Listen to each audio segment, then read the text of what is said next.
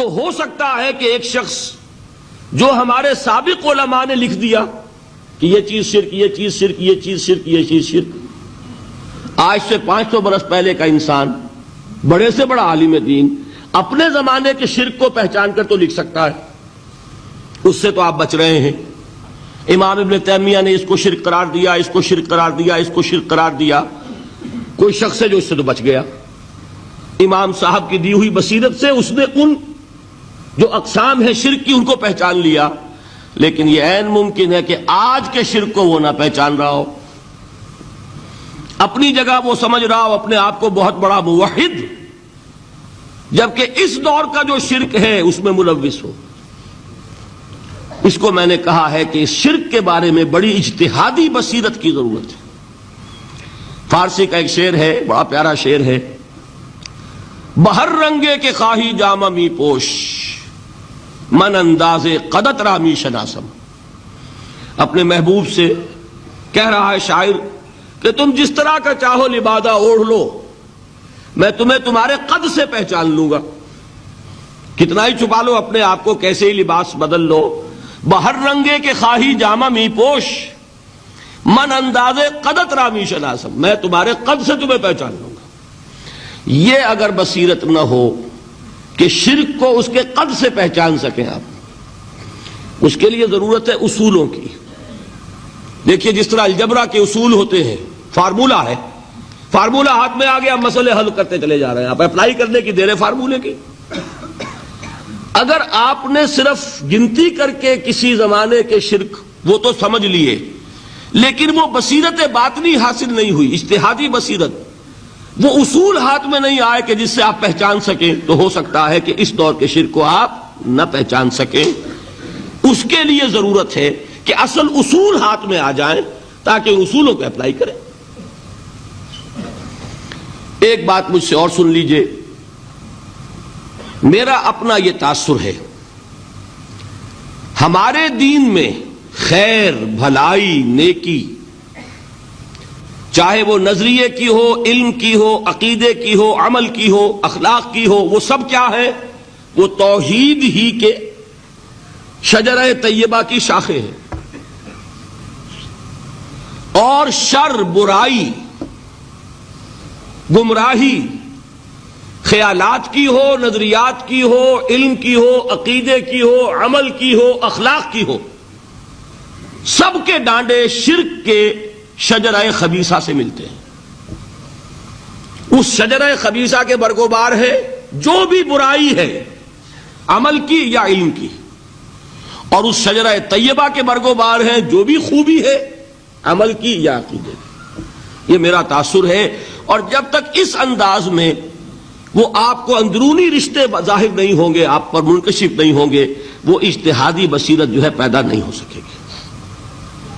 اب آئیے ایک اور بات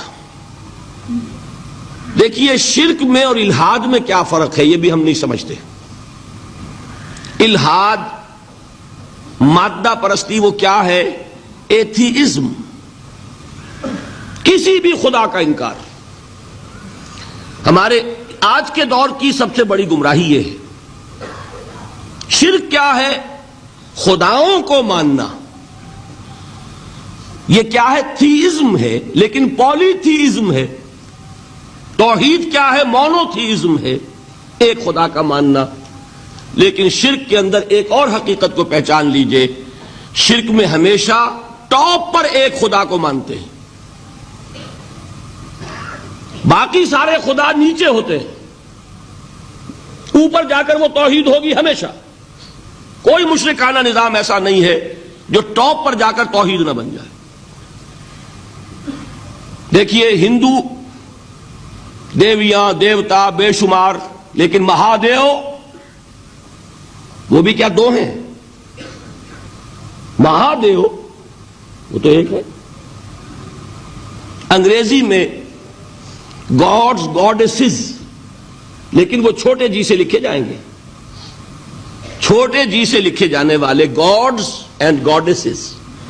رومن مائتھولوجی ہو، گریک مائتھولوجی ہو، ان دیویوں دیوتاؤں کے نام ہی آپ نہیں یاد کر سکتے، لیکن گاڈ بڑے جی سے، وہ ایک ہے کہ نہیں؟ ٹاپ پر جو ہے وہ ایک ہے، اس کو وہ بھی مانتے ہیں کہ اومنی پوٹنٹ، اومنیشنٹ، اومنی پریزنٹ، علی کل شیء قدیر، بکل شیء علیم، ہر جگہ موجود، وہ تو ایک ہی ہے، وہ تو کیپٹل جی سے لکھا جائے گا۔ باقی اس کے نیچے فوج ہے دیویوں کی، دیوتاؤں کی، خداؤں کی اور خدانیوں کی، وہ گاڈز اینڈ گاڈیسز ہیں۔ عرب میں کیا تھا؟ میں نے پہلے آپ کو وہ دو مثالیں دے دی ہیں، تیسری اور ایران کی لے لیجئے، خیر کا خدا اور شر کا خدا اور،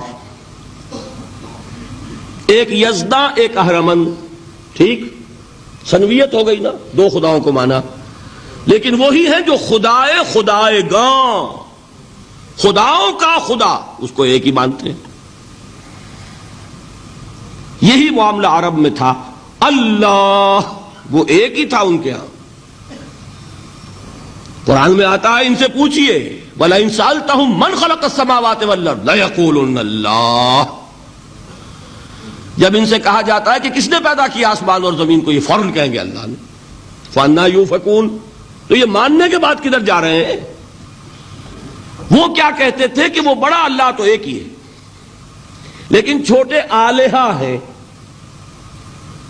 آلہہ اور اللہ میں وہی فرق ہے جو کیپٹل جی کا گاڈ اور چھوٹے جی سے گاڈز اینڈ گاڈیسز، وہی فرق ہے کہ جو مہادیو اور دیویوں اور دیوتاؤں میں ہے، وہی وہاں تھا اللہ، وہ ایک اور سپریم، سب سے بالا تر، اس سے اوپر کوئی نہیں، تخلیق میں اس کا کوئی ساجی نہیں، لیکن اس نے کچھ آلہہ ہیں جنہیں کچھ اختیارات تقسیم کیے ہوئے ہیں، کچھ اس کے لاڈلی ہستیاں ہیں جو سفارش کر سکتی ہیں۔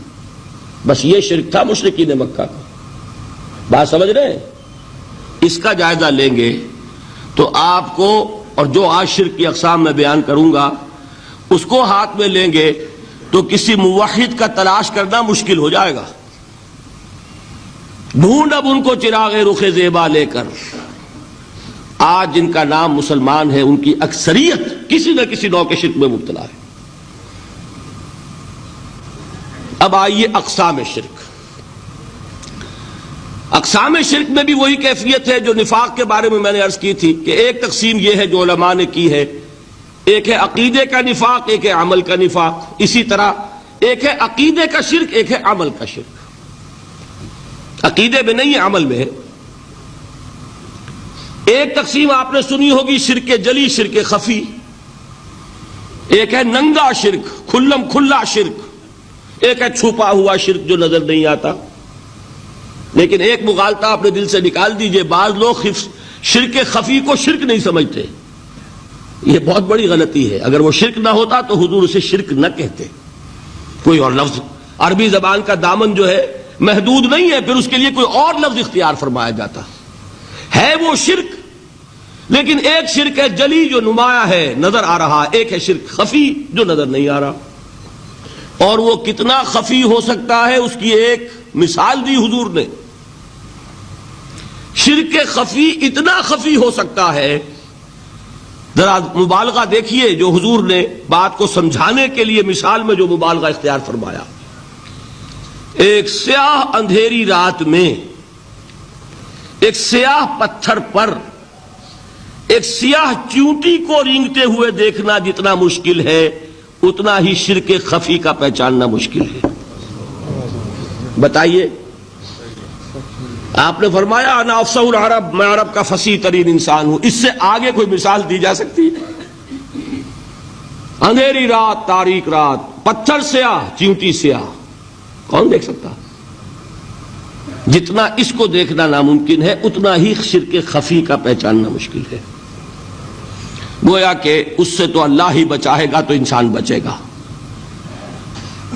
ایک آخری بات تمہیداً اور عرض کر دوں، پھر میں چلوں گا اقسام پر۔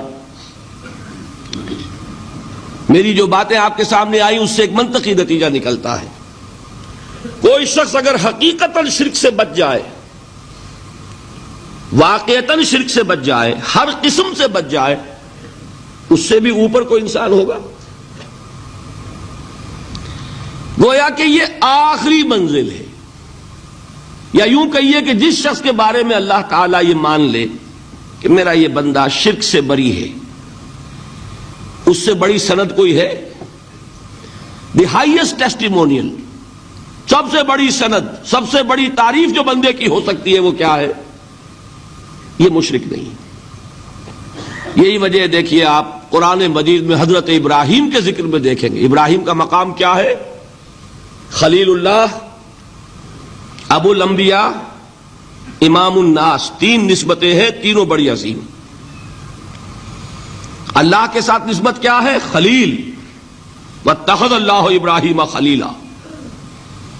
ابو الانبیاء، کتنے نبی ہیں ان کی نسل میں؟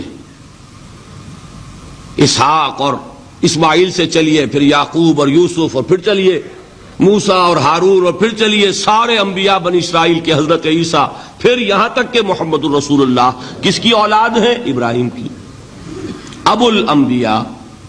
اور نمبر 3، انی جاعلک للناس اماما، امام الناس۔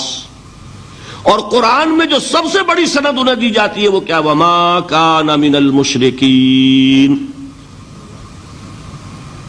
وہ ابراہیم مشرکین میں سے نہیں تھے۔ معلوم ہوا کہ یہ سب سے بڑی سند ہے، سب سے بڑا سرٹیفکیٹ ہے، سب سے بڑا ٹیسٹیمونیل ہے جو اللہ کی طرف سے کسی کو مل جائے۔ میں جو اقسام شرک بیان کرنا چاہتا ہوں تو میری تقسیم ذرا مختلف ہے۔ اب وہ ذرا اپنے ذہن میں وہ نقشہ بنا لیجئے، آپ بنایا کرتے ہیں، ایک اس کو پھر 3 میں تقسیم کیجئے۔ شرک کی 3 بڑی بڑی قسمیں ہیں۔ شرک فی الذات نمبر 1، شرک فی الصفات نمبر 2، شرک فی الحقوق نمبر 3۔ اور یہ میں عرض کر دوں آپ سے پہلے ہی، یہ مضمون بہت طویل ہے، میں آج صرف یہ کروں گا کہ خاکہ مکمل کر دوں۔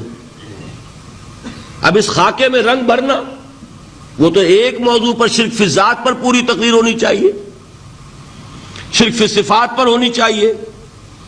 ایک ایک گھنٹے کے میرے 6 کیسٹ ہیں اللہ کے فضل و کرم سے، جو کئی سال سے وہ پھیل رہے ہیں۔ 6 گھنٹے میں میں نے ان چیزوں کو بیان کیا، وہ موجود ہوں گے، لیکن آج وہ خاکہ ذہن میں بنا لیجئے، اور کچھ آپ کو الجبرے کے فارمولے ہاتھ میں آ جائیں تاکہ خود آپ میں صلاحیت پیدا ہو جائے پرکھنے کی کہ اس فارمولے کو اپلائی کر کے دیکھ لیں یہ شرک ہے یا نہیں۔ یہ 2 کام تو میں انشاءاللہ آج کر دوں گا، آپ مطمئن رہیں۔ باقی یہ کہ تفصیل، وہ تو ہر سلسلے میں تفصیل پھر بہت ہوگی، وہ شوق ہو تو وہ کیسٹ آپ سنیے۔ تو 3 تقسیمیں ہو گئی۔ شرک فی الذات، اللہ کی ذات میں کسی کو شریک کر دینا، یہ سب سے زیادہ نمایاں، سب سے زیادہ جلی، سب سے زیادہ عریاں، اور اللہ تعالیٰ کو سب سے زیادہ مبغوض اور ناپسند شرک ہے۔ شرک فی الصفات نمبر 2، یہ ایک علمی مسئلہ ہے جس میں آدمی ٹھوکر کھا جاتا ہے اگر محتاط نہ ہو۔ بڑے سے بڑے آدمی کو ٹھوکر لگ جائے گی۔ اس کا میں فارمولہ صرف آپ کو دوں گا، وہ ذہن میں رکھ لیجئے، پھر جہاں چاہیں اپلائی کیجئے، انشاءاللہ تعالی آپ کو ٹھوکر نہیں لگے گی۔